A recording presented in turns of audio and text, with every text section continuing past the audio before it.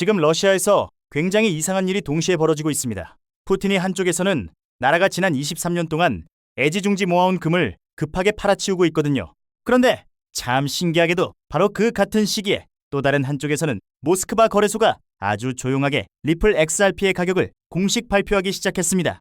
자, 여기서 질문을 하나 드려볼게요. 왜 지금 푸틴은 전 세계에서 가장 안전하다는 자산인 금은 내다 팔면서 동시에 XRP는 자기 나라 금융 시스템 안으로 깊숙이 끌어들이고 있는 걸까요? 오늘 그 정답을 향해 저와 함께 차근차근 들어가 보시죠.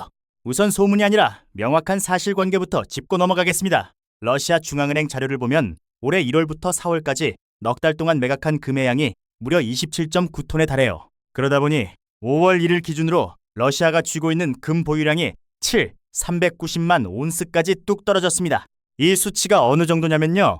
푸틴이 우크라이나 전쟁을 전격 시작했던 지난 2022년 2월 이후로 가장 적은 수준입니다.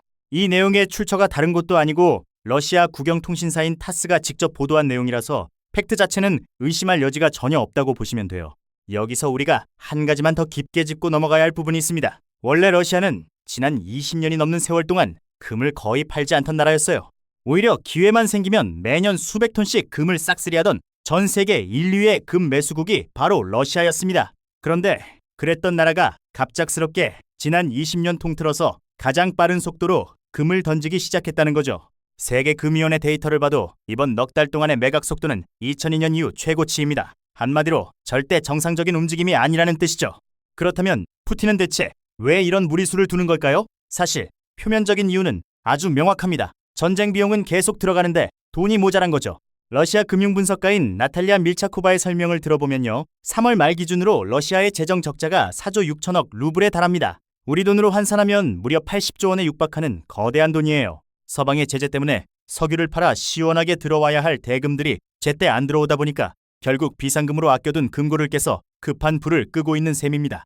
자, 그런데 바로 여기서부터 진짜 기묘하고 흥미진진한 일이 시작됩니다. 푸틴이 금을 정신없이 팔아치우던 바로 그 시점에 모스크바 거래소가 아주 조용하게 거대한 작업을 하나 끝냈거든요.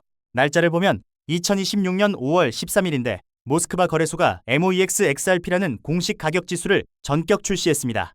인덱스라는 말이 조금 어렵게 느껴지실 수 있는데요. 쉽게 말해서 러시아가 국가 공인 거래소 안에서 XRP의 가격을 직접 계산해가지고 15초마다 실시간으로 발표하기 시작했다는 뜻입니다.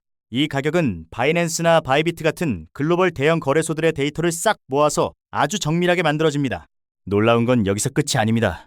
인덱스를 선보인 바로 다음 날인 5월 14일에 모스크바 거래소는 기다렸다는 듯이 XRP 선물 거래까지 전격 시작했어요. 선물 상품이라는 건 미래 가격이 오를지 내릴지 베팅하는 투자 상품을 말하는데 6월과 7월 그리고 8월 만기 물량이 시장에 한꺼번에 풀렸습니다. 여기서 진짜 주목해야 할 핵심은요. 호가는 미국 달러로 매겨지는데 정산은 러시아 루블화로 한다는 점이에요. 즉 러시아 기관 투자자들이 자국 화폐를 들고 공식적으로 XRP 가격에 대규모 베팅을 할 수 있는 길이 열린 겁니다. 여기까지 이야기를 들으시면 아마 머릿속에 질문이 하나 떠오르실 겁니다. 아니, 그러면 결국 러시아가 서방 제재를 피해서 석유 결제망으로 XRP를 당장 쓰겠다는 신호 아닌가 싶으시죠? 실제로 시중에 떠도는 자극적인 기사 제목들도 대부분 그렇게 떠들고 있습니다. 하지만 현재까지 공개된 공식 자료들을 냉정하게 살펴보면 실제 석유 대금을 XRP로 주고받는 결제망 가동은 아직 확인된 사실이 아니에요. 러시아 정부나 푸틴이 석유를 리플로 받겠다고 선언한 적은 없기 때문에 지금 단계는 결제 직전의 준비 단계라고 보시는 게 정확합니다. 선물 출시가 뭐 그리 대수냐고 생각하실 수도 있겠지만 바로 이 부분이 오늘 영상에서 제가 여러분께 꼭 전해드리고 싶은 핵심 중의 핵심입니다. 잘 생각해보면 단순한 결제 채택은 정치적인 결정이라서 푸틴 말 한마디에 시작했다가도 언제든 멈출 수 있어요. 하지만 국가거래소에 공식 인덱스가 깔리고 이를 기반으로 한 파생 상품이 출시되어 기관 투자자들에게 풀리는 과정은 차원이 다릅니다.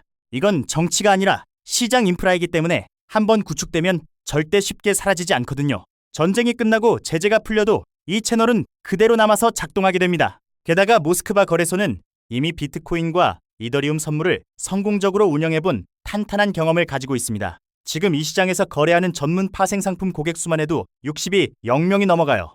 이 숙련된 스마트머니들이 이제는 아무런 제약 없이 XRP 시장으로도 똑같이 진입할 수 있게 되었다는 뜻입니다. 한번 상상해보세요.